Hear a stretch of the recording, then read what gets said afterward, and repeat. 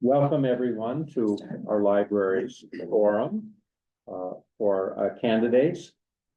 Tonight we have Cindy Ladd-Fiorini moderating our discussion. And Cindy, as you know, is a select person, a member of the select board, and has many other accomplishments, which I'm not going to list tonight. So Cindy, I'd like you to take it away, if you would. Thanks. Thank you, Lester. Absolutely. And welcome to everybody. We're going to be starting tonight with interviewing these three candidates for town clerk, board of assessors, and moderator. And I'm going to start with Susan Kelley, who's running again for our town clerk. And so just to start off, you know, how long you've been town clerk, why you want to do it again, you know, how you got there. Yeah, thank you. Yes, I was actually hired in 2009 as the assistant town clerk. And I was thrilled to have the opportunity to work in Duxbury. I grew up here, was raising my daughter here, and was very happy to be working for the town and working with and for people that I knew. And I also was kind of excited to be part of the history of it all.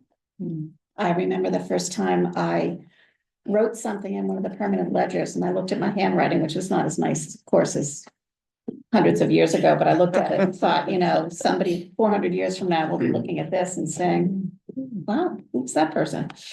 And in 2014, I had the opportunity to run for town clerk, and I was successful in that election. And I've run for re-election 3 times since then, and this will be my 4th candidacy on the ballot. All right. So you're still interested in I am. the work, and I am. You know, we have a very busy office, and we are, I think we're the hub. Everybody starts with our office and then we direct them elsewhere. So in addition to our work, we interact with the community a lot.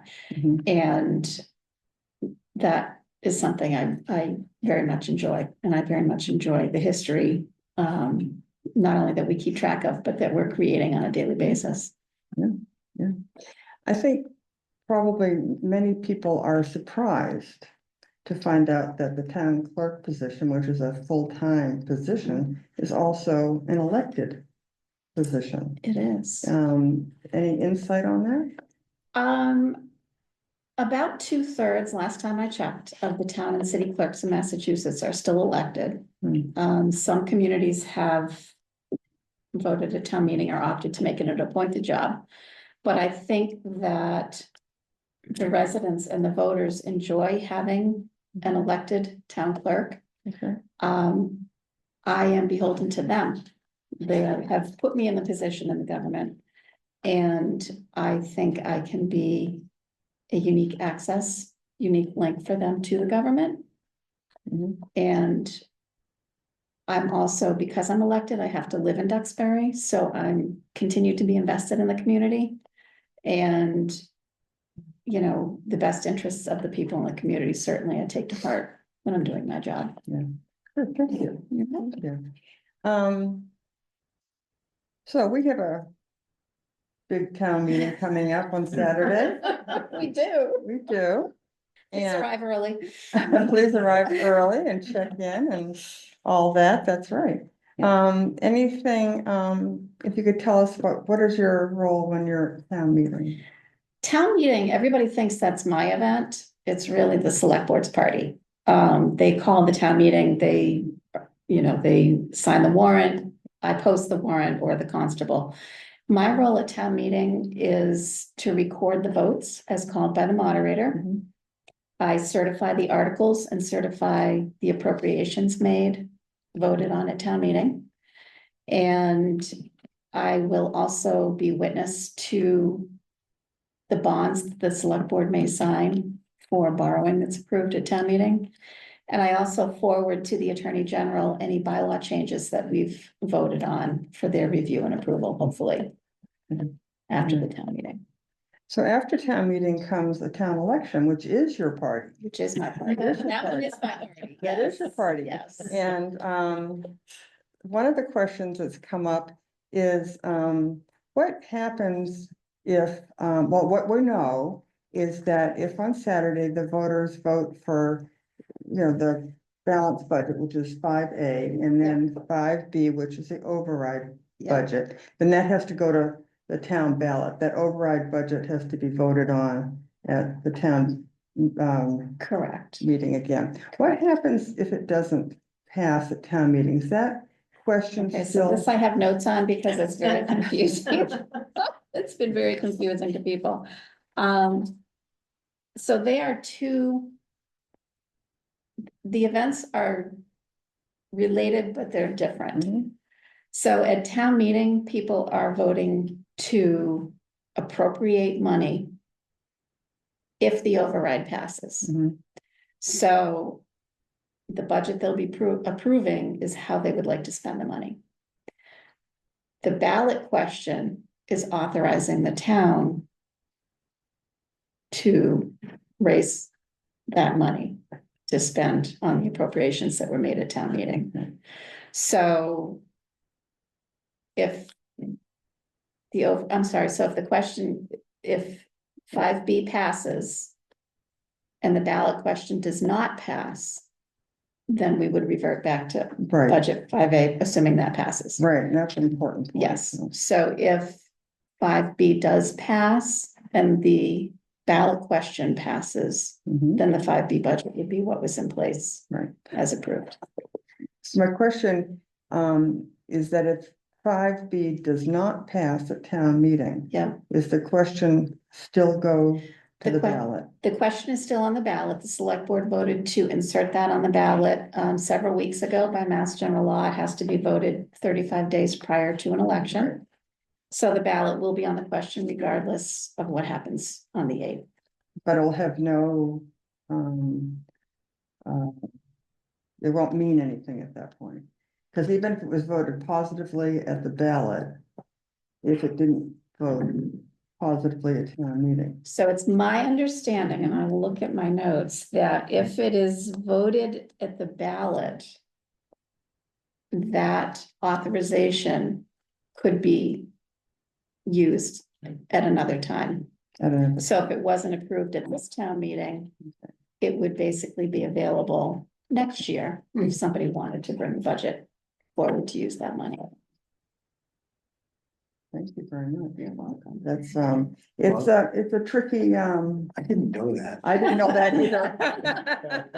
Hopefully I got that I'm right. like, I thought it was done once it was Yeah, over. I have to say I did too, until, Yeah. Mary Okay. McKinnon, who, has been fantastic through this whole thing, explained that Mhm. town meeting appropriates and the ballot authorizes, so it sits there. to be Waiting used. for next town meeting or a special or something? From what I understand, something like that. And Mary, I hope I got that right. Well, Because we this can was always- something, Yeah. the last override we had that was like that was 30 years ago, obviously before my time in the office, so, I'm learning along with a lot of people. Yep, we're all learning. We're all, Yes. Yeah. young children 30 years ago. Yes. Yeah. There's a question about what the process is for the townspeople to raise money for lawn signs, and that sort of thing related to the ballot vote. Is it different from supporting candidates? I mean, you could have a candidate sign out there. Did So, you see some lawn signs? yeah, around I have town? seen lawn signs, so anybody is free to purchase signs of their own. Mhm, okay. To put on their lawn. Political signs fall under the zoning bylaws as a temporary sign, so they should go out no more than 30 days before an event, an election. If you have a group or people who are distributing signs and may take reimbursement donations to fund the cost of that, they have to form a ballot question committee. The ballot question. Yeah, committee. so we do have one that was formed, Okay. so that they could provide signs and be reimbursed if folks wanted to chip Okay, in for the so- cost. So that's for the ballot question. Is that the Mhm. same as if they were putting out signs for you, for instance? When I ran and I did put out signs years ago, I did have a committee to elect. Mhm. So there was a committee formed that would accept donations and fund the cost of the signs. Okay. But there are people who don't take donations, and if I funded it from my own pocket Mhm. and just dropped signs, then I could do You that. could do that. Yeah. Okay, all right.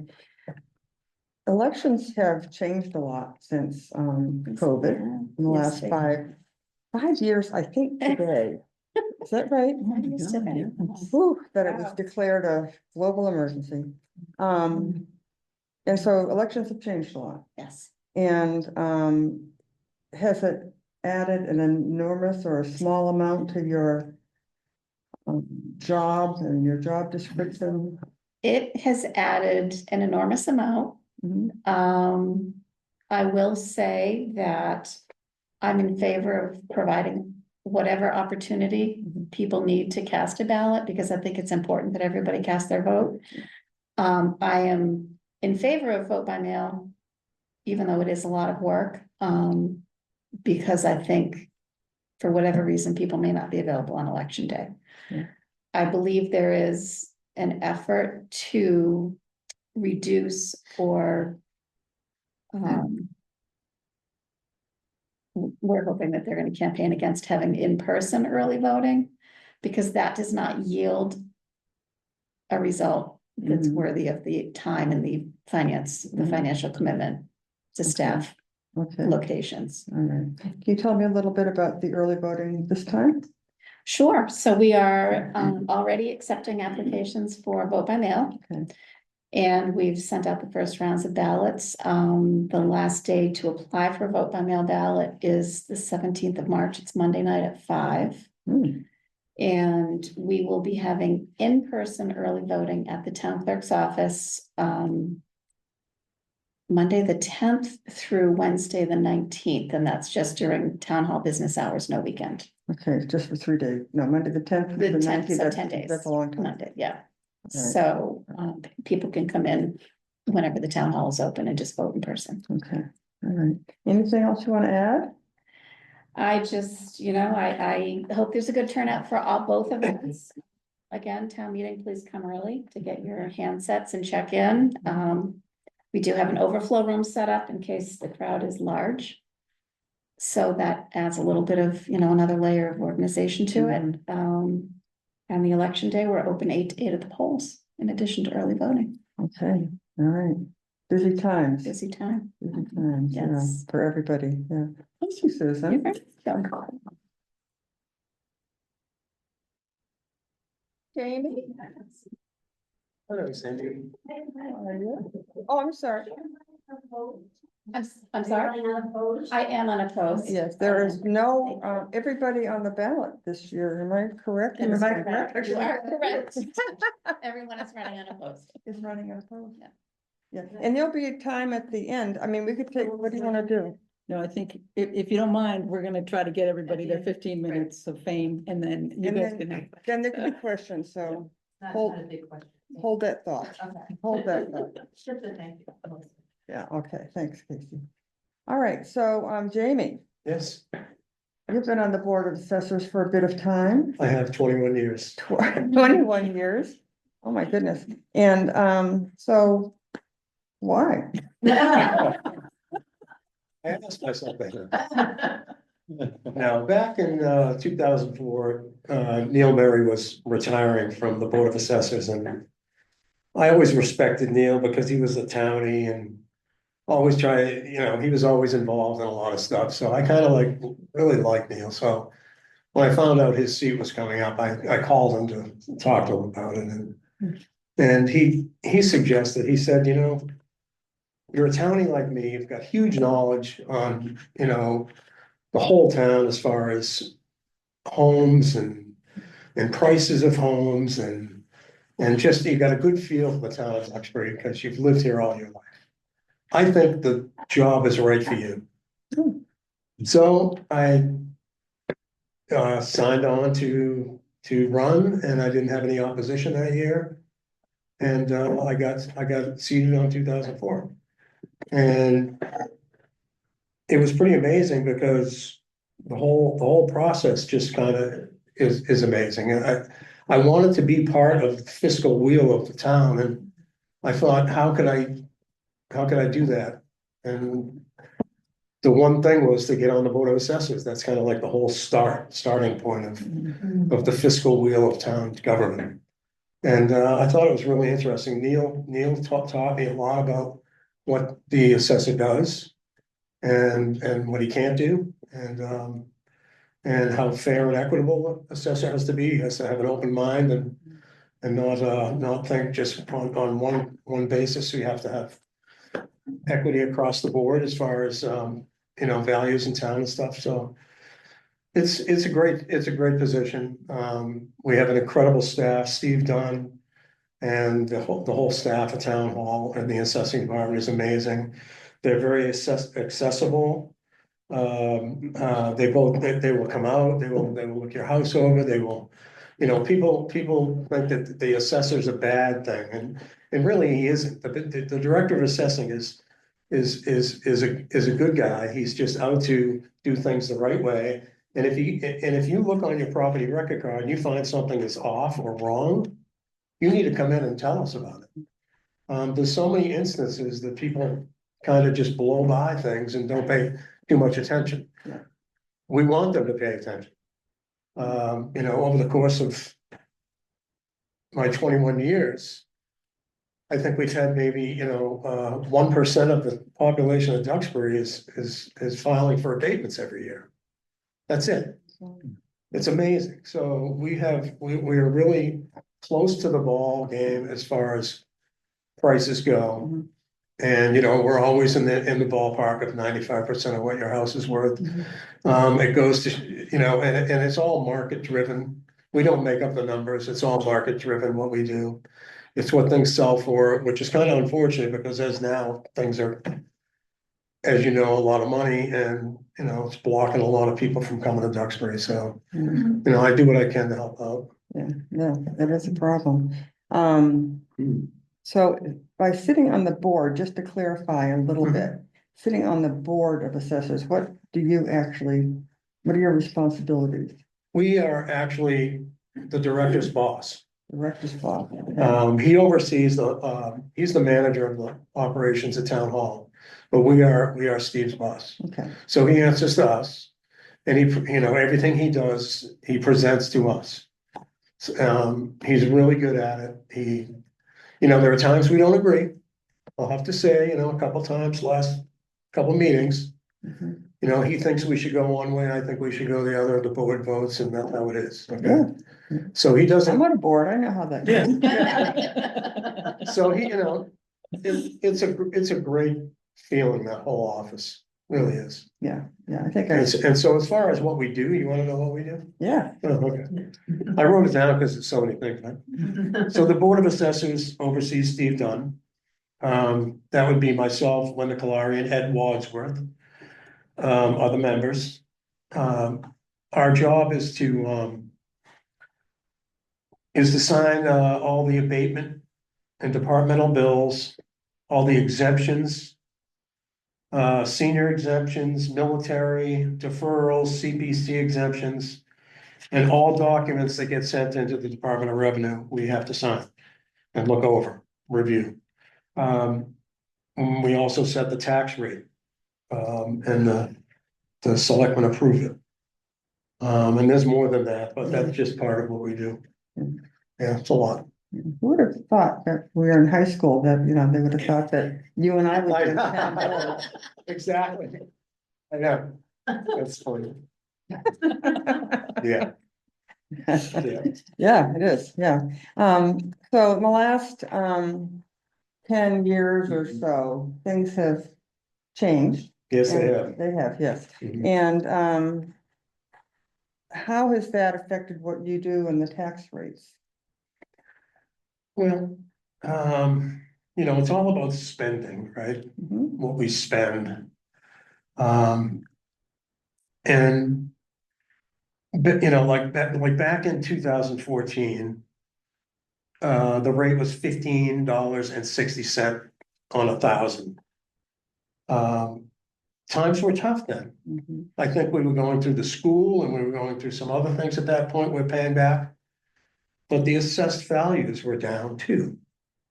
So this time around in 2025, the values are higher. Thus, the tax rate is lower. So it's a juggling act. Everything's a juggling act. Yeah, it's kind of it's a hard thing to do. But, you know, we do it with pride and hopefully, you know, like I say, hopefully we won't get a lot more abatements now because I'm saying this, but. You know, the 1% rule's been like that for years. Mhm. I think we're doing a great job. Yeah, I came before you all, I think, in the fall over. Yeah, First, over the church, yeah. parsonage, yeah, and we're. Yeah, we're very open. We have, you know, we meet every Tuesday at 4 o'clock and, you know, residents are welcome to come in. You know, if we're discussing exemptions and stuff, we can't do that in front of people. We have to go into executive session, but other than that, I think, you know, we welcome people to come in and understand what we do. Yeah. Nobody ever does, but. I'm They trying. only come in when they're mad at me. But yeah, no, I think we do a great job and it's hard. Some areas of town are way more expensive than others. And, you know, the balancing act is very tricky on the financial end. Mhm. But, you know, ours is driven, like I say, the whole assessing is driven by the market. And everybody comes to town, they keep paying more, well, that just Yeah, brings things higher and higher. yeah, that's absolutely true. So, we've talked with this Susan about Yeah. the Proposition 2.5 Mhm. levy. Yeah. How would that affect our taxes? Is that something that the assessor's office would also, Well, we look at it, we don't really. It's above the tax levy, so we are involved in it, right? Because it's above the 2.5% that they allow us to go mhm, on our tax levy every year. From year to year, they allow 2.5%. This is quite a bit more than that. We're as involved as we can be. Yeah. We don't get too much say in it, other than, you know, set the tax rate. Yeah. And stuff, but, yeah, I mean, if that's what the wishes of the residents are this year, that's the way we go. mhm.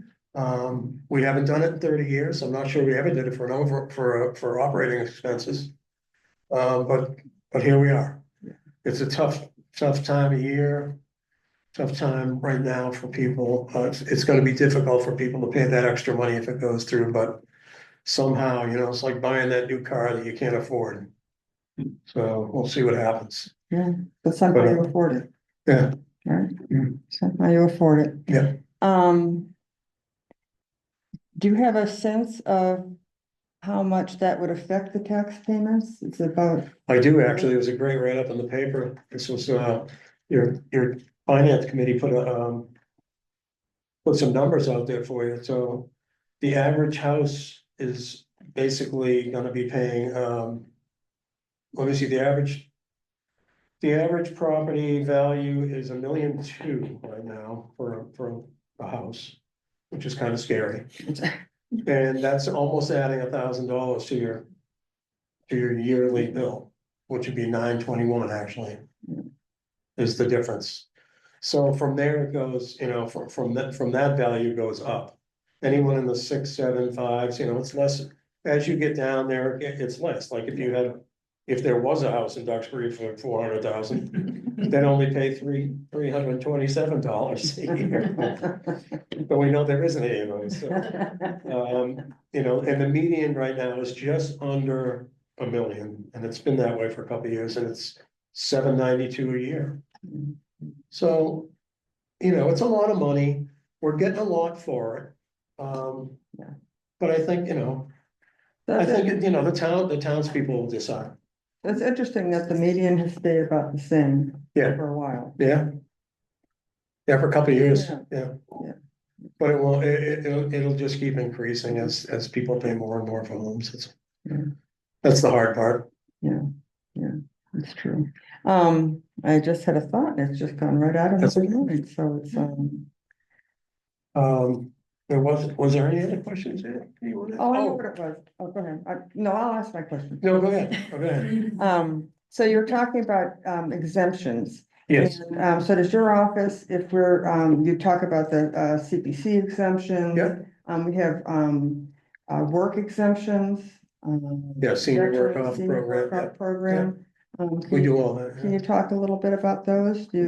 What the exemptions? What the exemptions are, and, my understanding is that built into the override budget is an increase in those number of exemptions, if it passes. Yes, yes, the CPC exemption is something that most people can apply for. Mhm.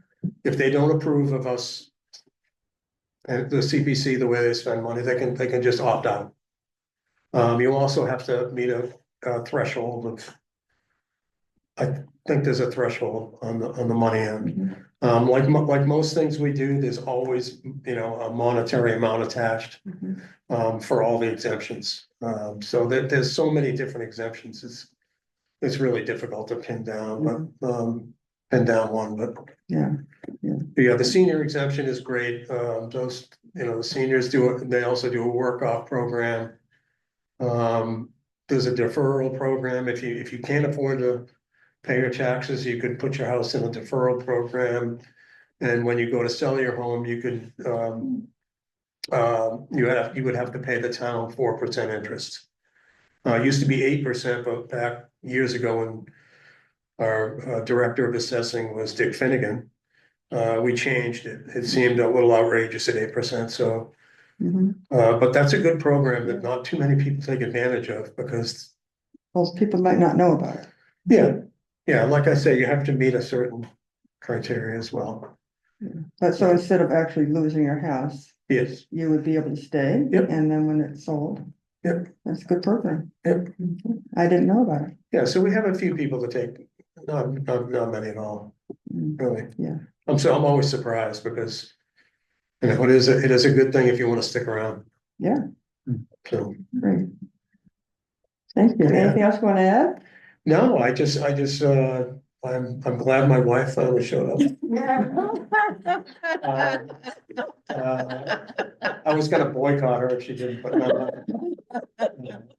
No, I just wish everyone, good luck at the town meeting and I hope it goes well and, I look forward to getting your vote if you are so kind enough to vote for me on voting day. Thanks. 22nd. 22nd. Thank you, Frank. Thank you, Jamie. All right, this is great. So I just met Jim Hartford tonight about half an hour ago. Yeah. And Jim's running for moderator. And so welcome and congratulations on running. I'm excited. Thank you. So just a 2 minute, spiel on why you're doing this.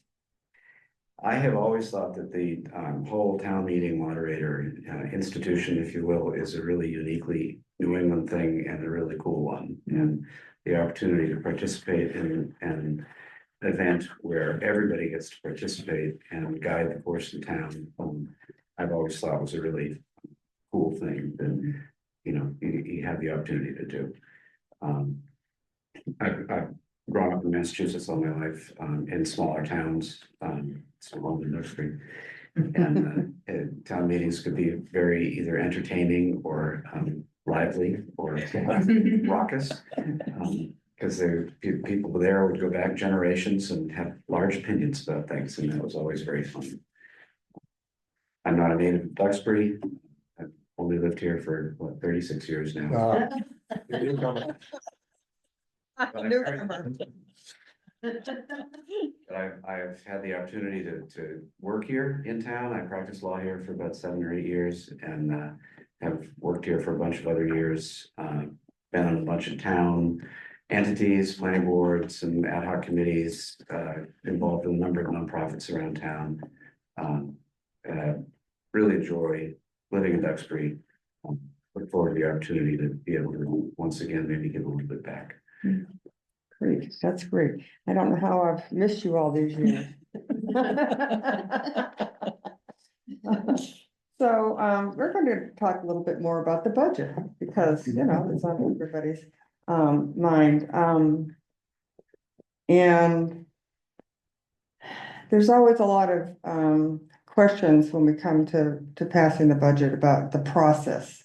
You know, how do we, in town meeting, go about the whole budget line by line, you know, whatever. Do you have thoughts about that, the best way to go about it, or? Well, it's interesting to get the question, and I have my volume of town meeting time that I have been carefully studying day by day now.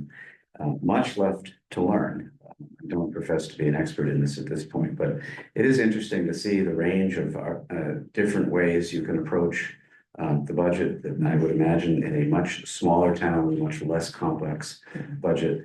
There's the opportunity to actually go through and read it line by line so that everything is there on the table literally. It seems to me that in the past, we've taken the approach of moving it as a whole.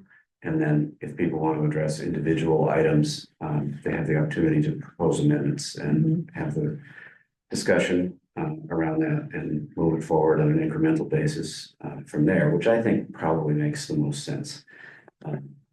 If I was approaching this town meeting, my sense is you're not going to get a lot of pushback on buying a backhoe for the, I know it's a capital expense, but they're not going to get that level of granularity for most things. I would expect that, in the 5B side of things, there might be some pushback on complement increases and things like that that would be called out incrementally, but still, I think you're advancing the thing as a whole and addressing it as individual people see fit to bring their particular points of interest to the table.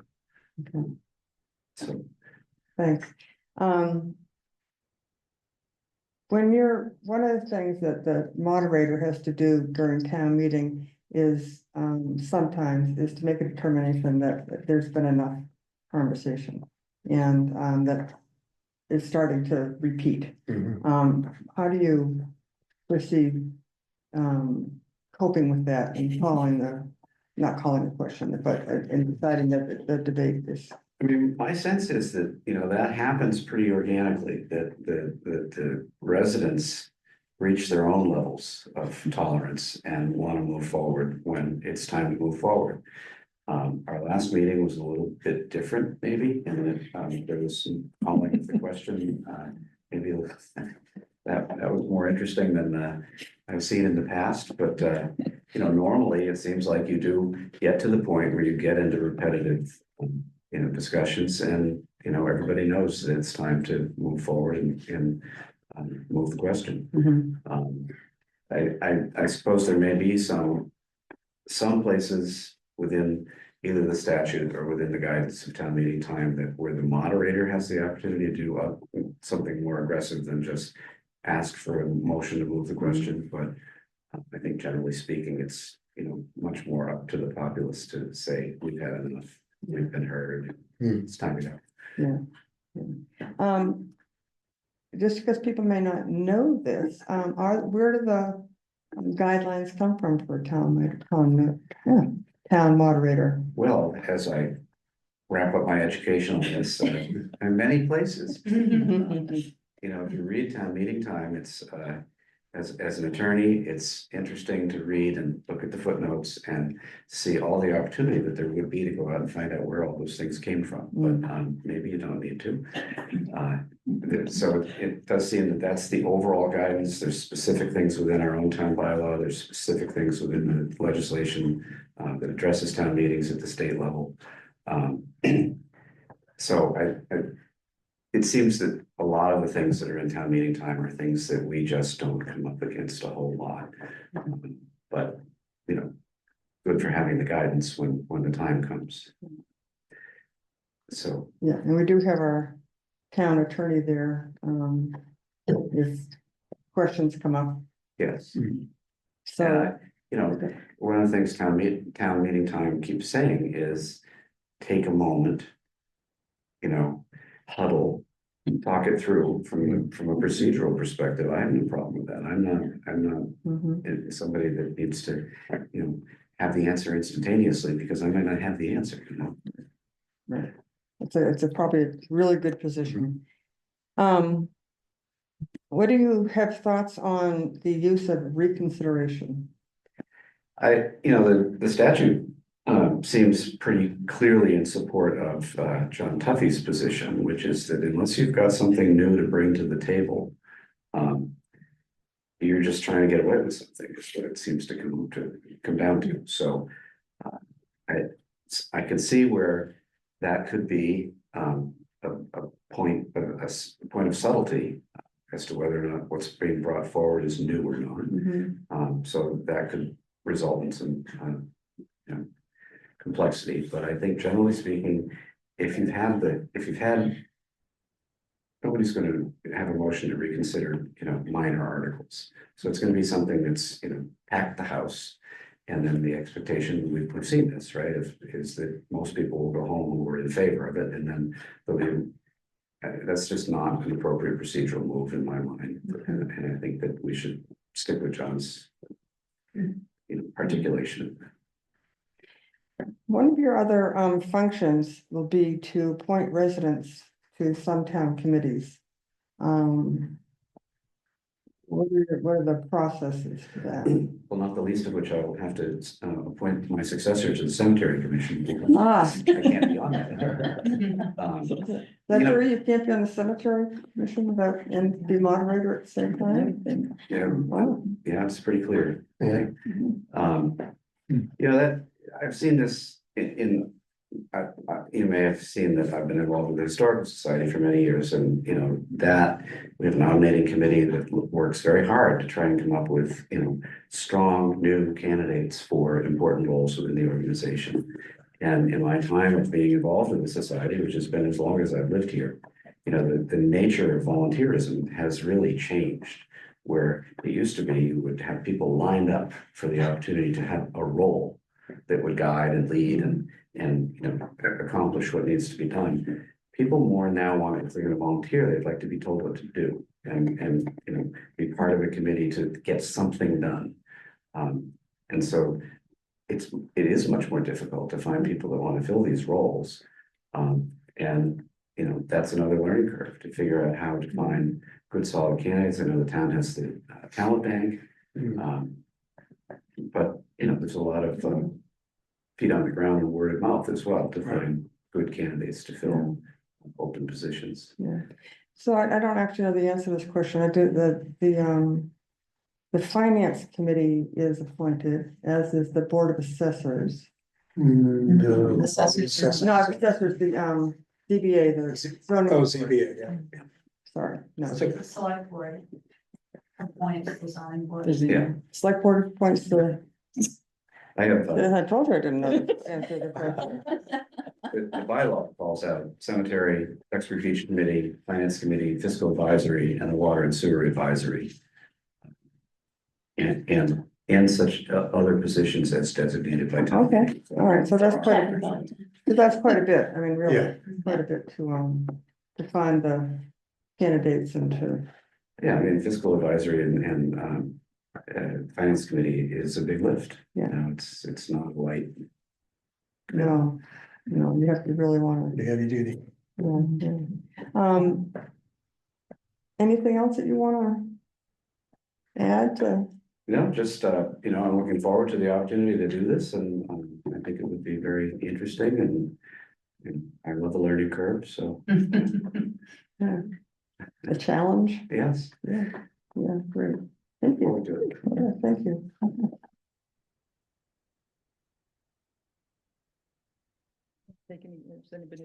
Questions now?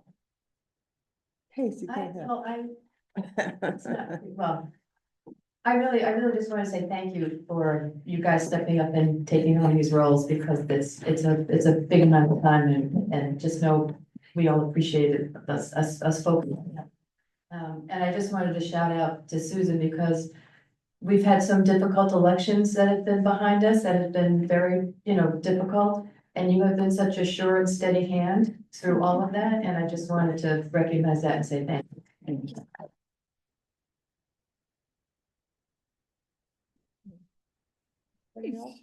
Thank you guys so much. Uh, All right. I'm Lester Lloyd, Chair of the Board of Trustees. With me is Martha Dennison, the Vice Chair of the Board of Trustees. We're privileged to again have candidates with us.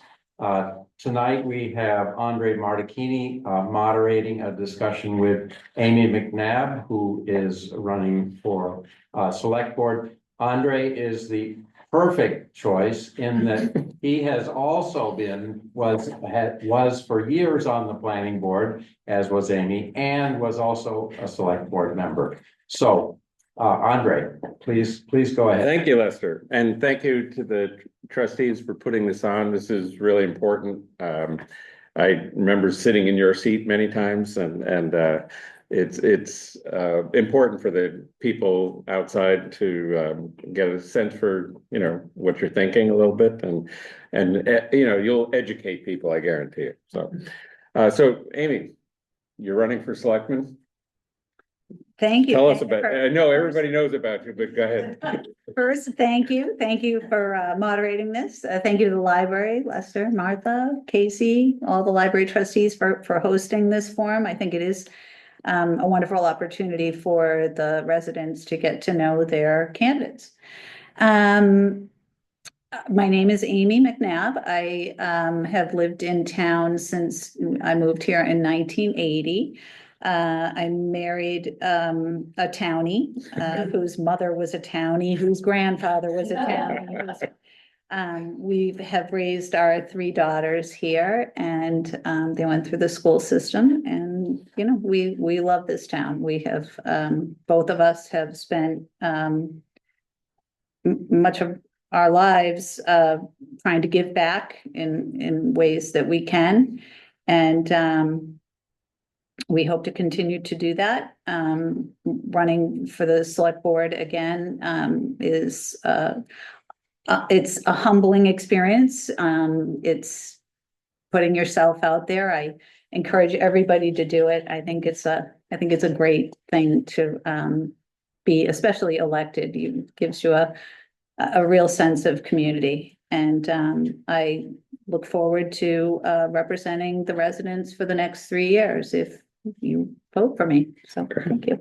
And you have been on the board for 5 years. So I was first elected in 2020 to serve out the remaining term of Sean Dallin, who had stepped down due to illness. And then I was again, ran for a 3-year term in, what was that, 22. So Okay, here we are great. in 25, and the 3 years is up.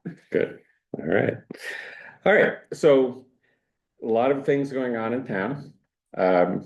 Saturday, we have town meeting, so I'm sure you encourage everybody to come out to town meeting. One of the big issues that we're going to be talking about is an operating override, Proposition 2.5 operating override. We haven't done that for a long time. So I remember when I was a selectman, every year, I think we would say the next year, we're going to have to consider an override. Somehow we managed not to do that. And so I look back on all the years of town management. I think it's a tribute to all of the people that have been working for years and years that we haven't had an override, but we're here. We need one now. Your thoughts? Well, this is an unfortunate situation that we find ourselves in, but it is here. I think it has, been building up. I had hoped to try, somehow to avoid it. But here we are. The budget it's a huge process, a process that, the finance committee and fiscal advisory, but mostly the finance committee, spends months Yeah. reviewing, the budget that is proposed by the town manager. It's a process that I believe there's some room for improvement. I think, I know that several years ago, members of the finance committee looked at other towns and how are they approaching their budget process. And I watched a video from, I believe it was Northborough. And I know that, there's been efforts in the past to try to bring about some ideas from other communities to try to improve the process. I hope we keep looking at that. I do think that there's some room for improvement. We find ourselves in a real tricky situation. Town meeting is the ultimate decision makers, as always. And so really my goal has been to try to get as much information to those decision makers as possible, and to not look at the override in a vacuum. I think it's really important for me to know that I have made every effort to let the residents know of all of the expenses and items that we know about that they're going to be facing, especially financially. We know that we have PFAS mitigation costs coming down the pike. Those costs are going to be at a minimum $40 million and at a maximum $100 million. And in order to fund some of that, we're looking at the water rates and dramatically increasing those rates. So we know that there's a new school on the horizon, whether that's the reconstruction of Alden or whether that's going to be a complete new school. I think there's a fire truck. I don't know, there's the bridge. The bridge is a big expense. Whether the state is going to incur the costs totally, we don't know. I think that's the goal, but what are the strings attached to that? And is the town really willing to relinquish what they may hold near and dear for that funding? I don't know. So, you're talking about the budget process.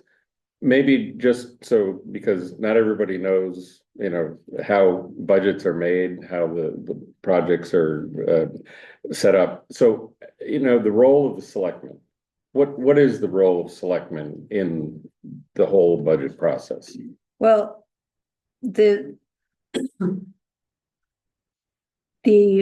town manager, because of the town manager act, the town manager sets the budget, and he presents a balanced budget to the boards, and then the finance committee usually there's one budget. This year there's two, but usually the one budget is presented, and then it goes through a very intense process by the finance committee to review it and to as the finance committee for years has managed to whittle that, but try to keep it under control so that we haven't had to face an override.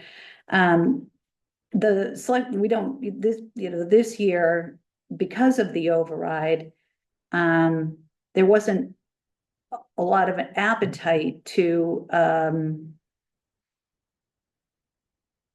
amend, change, maybe move some monies around in the departments.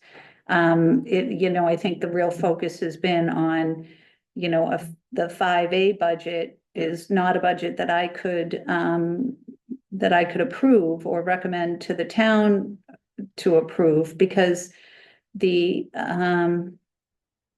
the cuts were so dramatic in the areas that I felt were my priority areas. So in good conscience, I could not recommend to the town to approve that budget. In all honesty, I have a hard time with the totality of the override budget. I had hoped that through the process of review from the select board and the finance committee solely focuses on this Right. budget. The select board is doing a lot of other things as Right. well. So I had hoped that we would get to, maybe a middle ground, Mhm. a plan B. Right. And I think. But you just couldn't quite get there. Well, We the had rest, run out of there time. didn't seem to be Yeah. a lot of appetite for those conversations, and there wasn't a lot of Yeah. time, you know, there really wasn't a lot of time, so I remember that, you know, the whole budget cycle, even though it starts like the year before, it gets compressed. Yeah. Now in the last couple of, you know, from really from December. December on.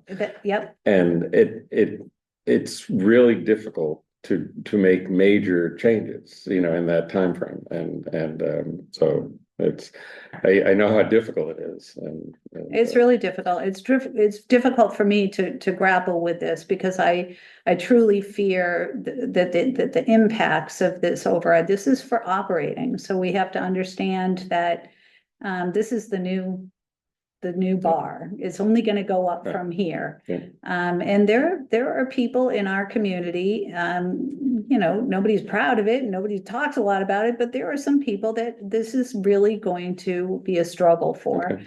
And I, you know, have a lot of concern of the impact of this on those folks. Yeah, okay.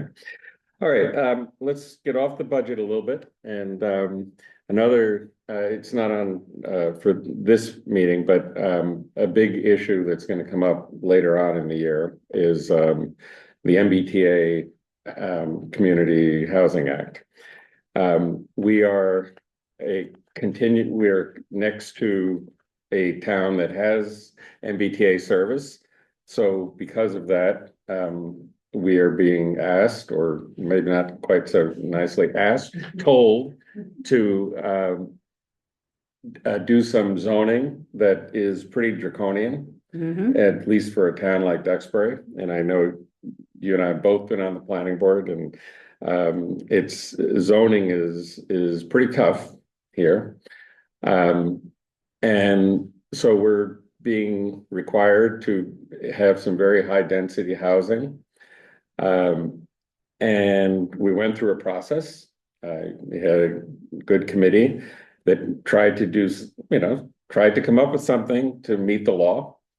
The least worst, I think, that the least worst option. Yeah, right. And so we had a town meeting last December. It was one of the most contentious ones that I've ever seen. In fact, it was the most contentious town meeting that I've ever attended. No question, it was not a welcome zoning change.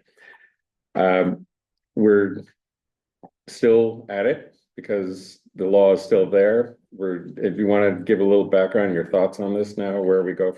Well, I agree with you. Draconian is a great word, great way to put it. It's outrageous for the state to be circumventing home rule. Home rule has been in place for, I think, is from the beginning of time. Okay.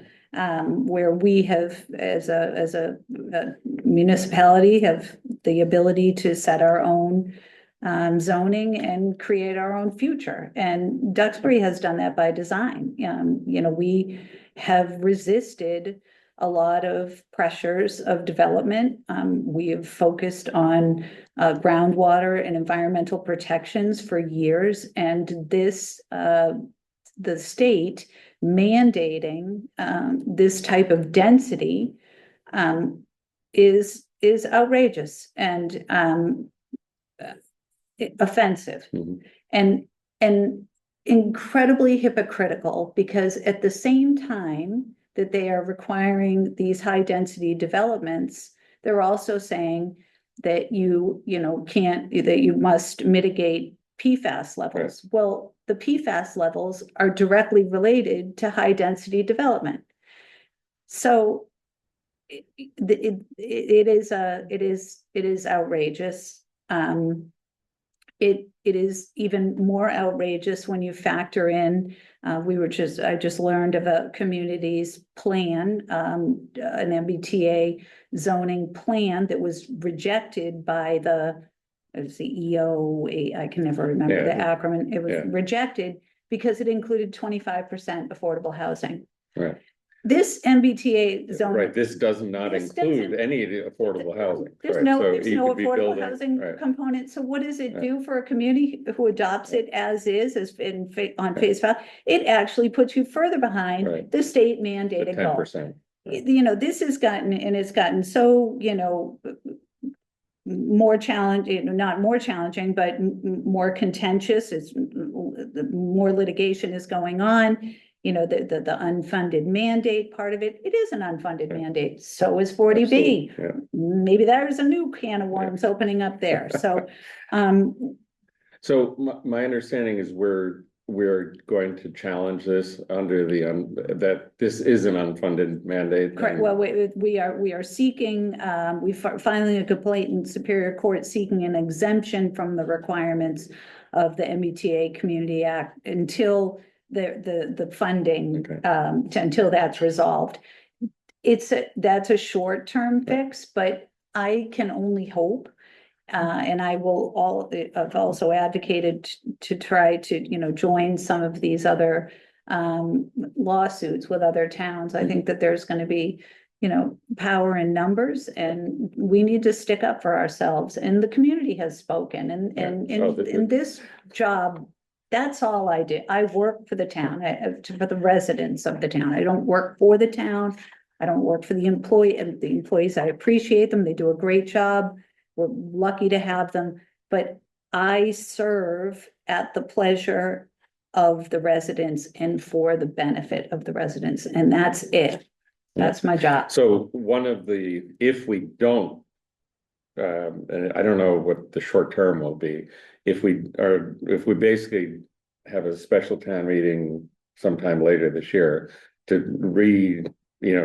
give what was the term they were using, the minimal. Yeah, we're not supposed to use that term. Oh, We've been whatever told, it is. but so let's just say that we would put it forth to town meeting again, you know, to make another effort at passing it, and try to become in compliant that way. So let's assume that there's a good likelihood that might not pass. I would Yeah. say that there's a pretty good chance. Pretty good chance. So the Consequence. Yeah, the consequence, that's the word. Consequence of not passing, and assuming we're still tied up in litigation and whatever, the consequence could be loss of state grant funding for various grants. I don't know if you know what we're exposed We to. don't know. Okay. We have not been told. We've asked, there's been conflicting, you know, information on that. Okay. So we don't really know Okay. what grants would be in jeopardy. Okay.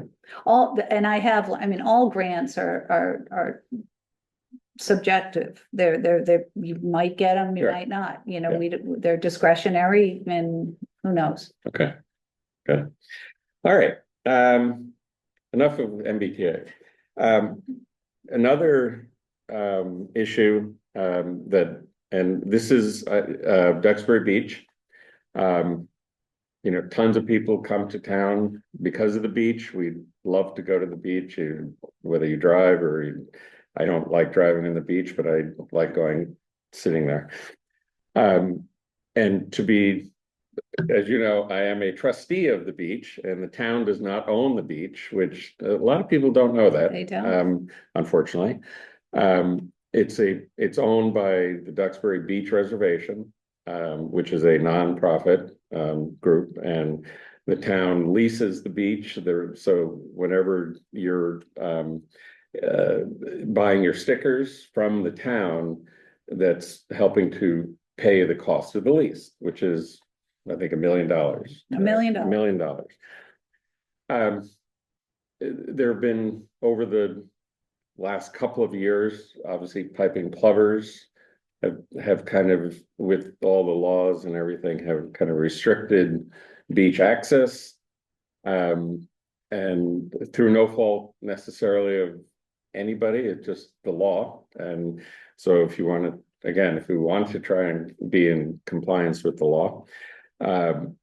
So I guess your thoughts on the town versus the Duxbury Beach Reservation, that relationship, how's it, Yeah, what- so. what can be improved, or your thoughts on it? Yeah, there seems to be some blame out there, right? People want to blame somebody for the birds, for the beach, for the lack of access to the beach. People feel very, when they were a kid, or 10 years ago or 20 years ago, they used to be able to do this and this and this.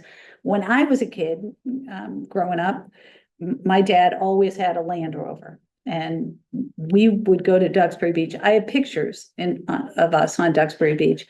And we used to be able to take that Land Rover and drive up into the dunes and down into these bowls of sand. So you were the people who ruined it. But it was a different animal. It was, and when you look at pictures, and in my mind, it is nothing like it is now. I mean, it just is, it's a very different beach, and it is a treasure. It is a jewel. But it's also a barrier beach. It is our safety wall from the open ocean.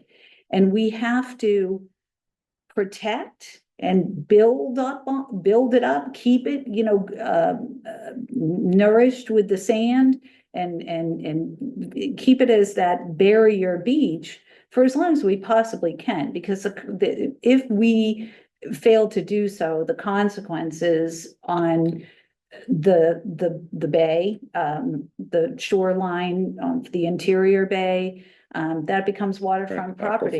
The aquaculture, Recreation, the boatyards, everything changes. So the beach is so much more than just a beautiful treasure and a place for recreation and to go, and enjoy. It is saving Duxbury from so much more. The birds are not the fault of the beach reservation, and they're not the fault of the town. There has always been, historically, as long as I've ever known, a good working relationship between the two entities. It benefits everyone to work together. And I think that there's been, a respect, for the reservation, for what they do, for what their goals are. Again, I think it's just the frustration of people not being able to access the beach in the way that they want, that there's anger and finger pointing, where people clearly seem to be making efforts to gain access whenever possible. I do think, the town, there's some idea of escorting. I'm not sure I understand that, or I really understand if that will really, it seems like the costs of doing that must, is that worth? I mean, I don't know. I too don't go out on the beach, and I prefer to park and sit on the beach in the public area.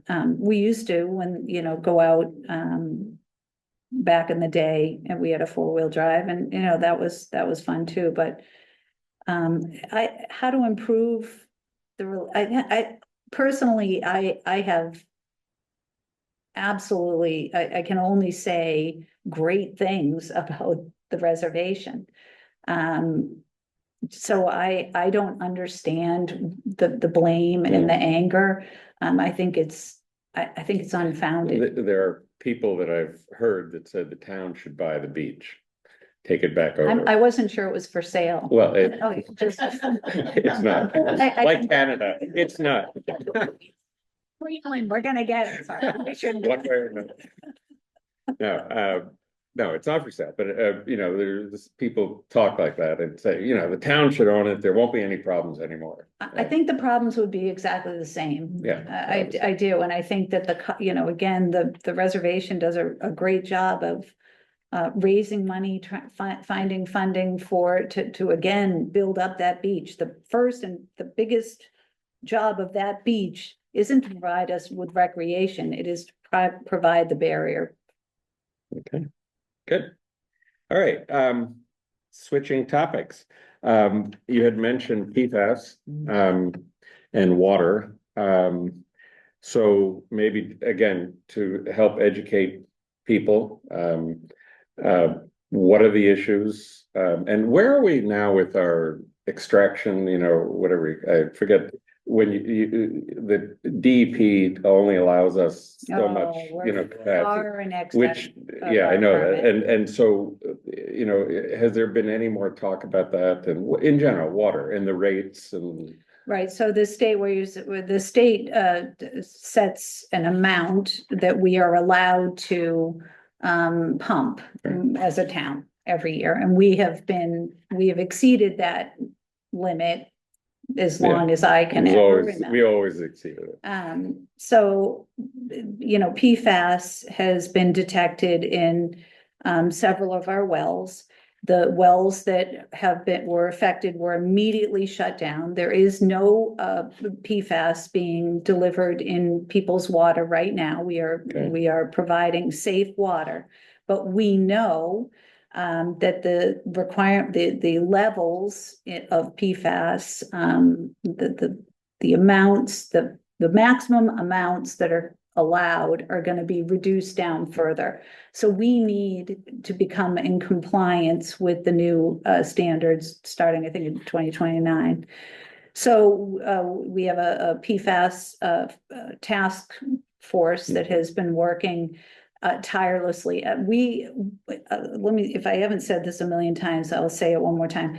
We are so lucky in this town to have residents that are super smart, committed to issues that they care about, and willing to give their time and energy. That, you know, if the folks that you know, advise us on, you know, PFAS and water and in so many other ways, honestly, we're just blessed in this town to have the volunteers that we do. But this task force has been working tirelessly to come up with a plan to keep us in compliance. Again, you know, we're lucky that we have multiple wells that we can draw from, but we also know that, you know, for instance, Partridge Well is the highest level of PFAS, so that was immediately taken offline. We're lucky that we have other wells, but we still need to mitigate for the PFAS, and we are still challenged with the fact that we're going to have to put multi-million-dollar filtration on water that then goes to residents' homes that could very well be being used to water their lawn. Mm-hmm. That is a very bad use of filtered water. So the cost of the PFAS mitigation is huge.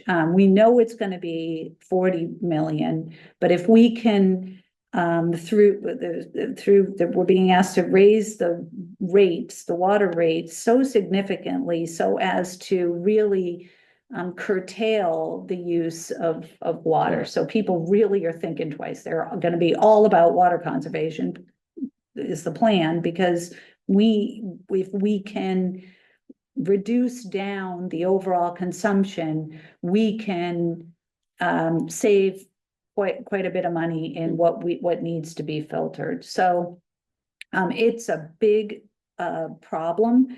But we have some, good, smart people who are working on this, and I'm hoping. And I'm hoping also that, we're not alone in this, every town in the nation is probably dealing in some, level of this.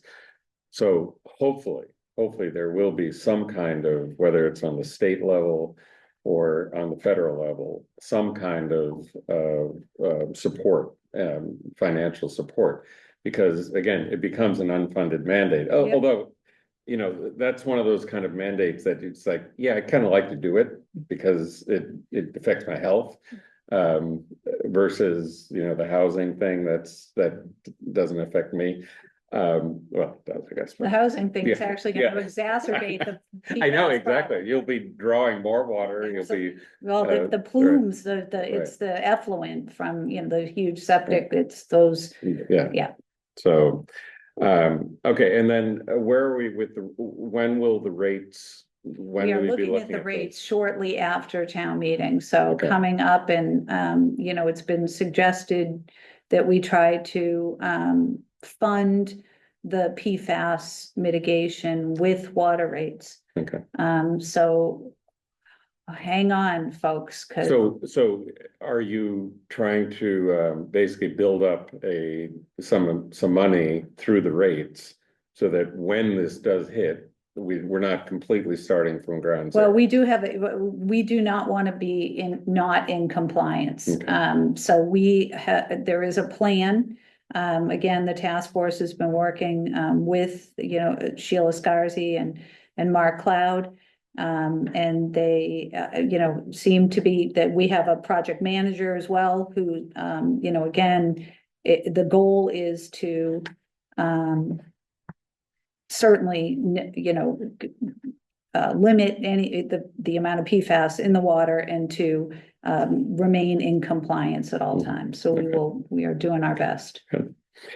Okay, so that's water. How about the Board of Selectmen? It's, near and dear to me. I was 12 years on it, so I, had a lot of good time there. What do you think? Do you like serving on the board? I guess first question. I do. I've learned a lot. I always love roles in which it's kind of, immersion learning, and here I am. I think that the 5-member board is working out really well. I think it does add a diversity that was, quite frankly, missing. Yeah, I think it brings, different personalities and different agendas to the table, all with the same, common agenda, which is to work, in the best interest of the residents. I think it's, it can be certainly challenging, having to do all your business in a public meeting. Yeah. Is incredibly difficult. It is not pretty all the time. We're learning things, we're stumbling, at times. But that is kind of the beauty of it too. Nobody can ever say, well, I don't know how you came to that decision. Well, you can actually watch us come to that decision, literally. So, again, I think one of the hardest things is, that we have a town manager. The town manager works for the board. Right. The part of what we do is the reviews of the town manager, and that can be a very challenging and difficult, uncomfortable process. Mm-hmm. And I have, struggled with that, but I don't know whether it's when you get to a certain age or I don't know, but I've just learned that if I am going to be true to myself, and in this role, true to the residents of the town that elect me, I owe it to everybody to say what has to be said, even though that oftentimes can be incredibly difficult. Yeah, it is. Okay, and so staffing positions. So we have, it's been over the years, and it's not nothing new now. I mean, we've always had trouble getting new people to come in.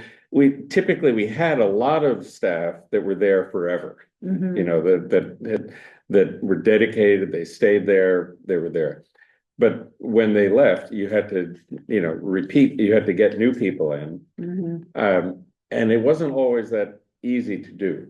And I think now it's even probably more difficult competing in the private sector, competing, you know, with other towns who are, you know, maybe we're not the highest paid town. Well, you know, I think we're probably okay, but we're not probably the highest. And so in this day and age, how do you see the whole town staffing? Well, it's certainly a challenge. We have had quite a difficult time, I'd say probably in the last, maybe since COVID. And I'm not sure if it was before, but retention seems to be a major problem. So we've done two compensation studies. The first one being, you know, again, the town meeting determined that we would do the compensation study. It did result in significant increases, and, you know, really compared other communities, and then town meeting again was given the information and voted to adjust compensation accordingly. We were just asked again to do another compensation study this past year, which personally I thought was to you know, another one. So found, you know, with, especially in this climate, you know, people are hurting. People, with the price of eggs and you know, it's incredible how much it's costing right now to live. So, you know, to do another compensation study at the same time we're talking override, I was not in favor of, nor did I approve of the findings, because I felt that the compensation study didn't compare. It compared comparable compared our salaries to comparable communities, but it only looked at the salaries. It didn't look at other benefits. And I think, you know, when we look at a package, an employee package, we have to look at the whole thing. So, you know, I have been advocating for the select board to do a blind survey of the employees, anonymous. There will be no Names. no names. People can, you know, what did they like? What did they not like? I think, and I've heard that there are other parts of, you know, what people, some things people like and some things people don't like. And I think it would be helpful for us as a board to understand what those things are, because it is important. It's a wonderful, when you work at a place where you like your coworkers, where there's a good feeling, where that makes all the difference in the world. You could be digging holes, and if you enjoyed your coworkers and you were having a good time, it doesn't matter what you're doing. Right. So it's so important to understand. So I'm hoping that in the next year we can really get some traction with, you know, trying to understand. I don't think it's just compensation. I think that there are other factors, and I hope to learn, you know, what we can do to try to attract and maintain. You know, that is very important. I mean, even in, you know, private sector, my job, same thing. I could leave and go and make a lot more money somewhere, but I enjoy what I'm doing. And so I think, so if there are other ways to compensate people, not necessarily with just salary, Exactly. you know, is there something you can do? That's good thinking. So one last question, and we have a few minutes. We'll ask for some questions from the audience, but coastal resiliency. This is something I'm very involved with professionally, so it's a big thing for You me. need to get on the board, on the Yeah. Coastal Resiliency Committee. When I retire. Andre, they need you. So anyway, so we're facing a lot of challenges, sea level rise, storms are getting, although it's been interesting, we're in a little bit of a down cycle right now. It probably around the beginning of 2030 is when it's going to all of a sudden the cycle comes back. It's like an 18-year cycle. Wow. So I we're didn't know lucky this. for the Okay. next couple of years. But your thoughts on what the town is doing and what the town should do, or I don't think we're doing enough. I don't. I think we really need to, there is a proposal to try to get someone on board with some coastal resiliency experience. In the override. a town, yeah, At the the town position, level, right? I've, tried to advocate for, are there regional resources Right. that we could tap into?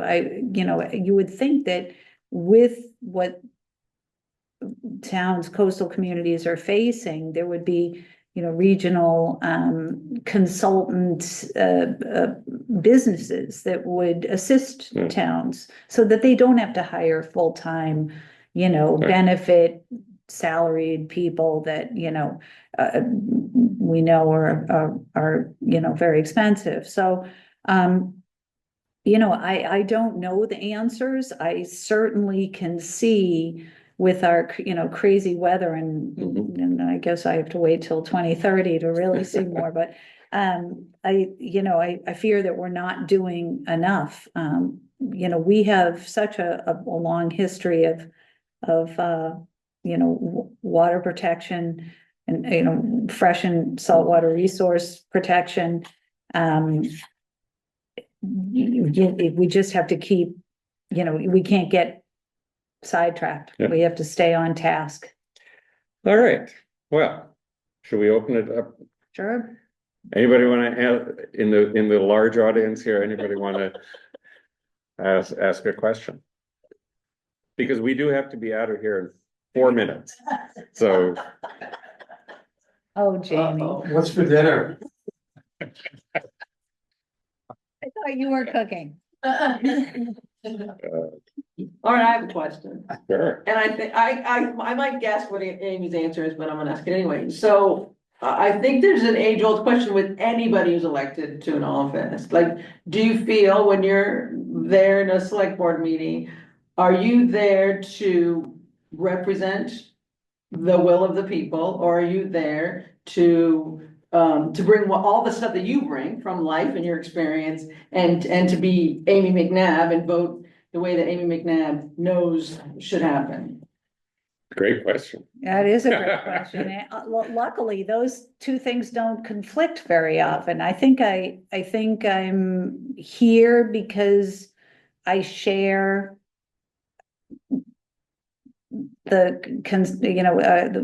I share the feeling, the will of the masses. I think I get it. I think I'm consistent with them. So luckily I haven't had that conflict. Like, do I vote what I think, or do I vote what I think the people want me to, how they want me to vote? Luckily, I think that's always been the same way. So if it starts becoming a problem, I think I might need to let someone else run for this spot, but so far it hasn't been. All right, well, I'll ask Yeah. a question if I may. So I always enjoy being a devil's advocate on housing because I think housing is so important. So, and I totally understand how people feel about the MBTA requirements. But I wonder how Duxbury can take part in providing housing for more people at a more affordable rate for everyone, like teachers and firefighters and policemen and everyone else who isn't in some high-tech job making oodles of money. Not to mention people who are retired and maybe want to downsize. How can Duxbury help the process to make housing that is not always the $1.2 million By property? the way, can we go past a few minutes? We have to be out of here by 8, Yeah. so, okay. So I was back when I was on the planning board and I was a big advocate for creating zoning regulations that would keep small homes on small lots. And we do have a lot of neighborhoods that have small lots. It makes total sense when you really look at it, especially since we are a town where predominantly with septic systems.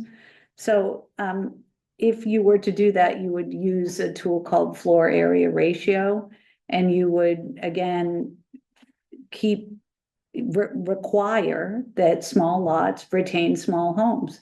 That I tried, but did not get traction in this town. And that is because the profitability of building the bigger homes was so, that pressure was just so great that people couldn't, that I couldn't win the argument.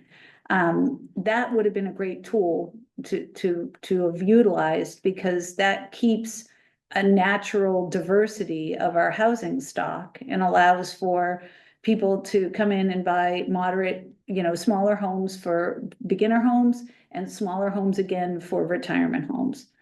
But what's happened is the value of our land was such that the pressure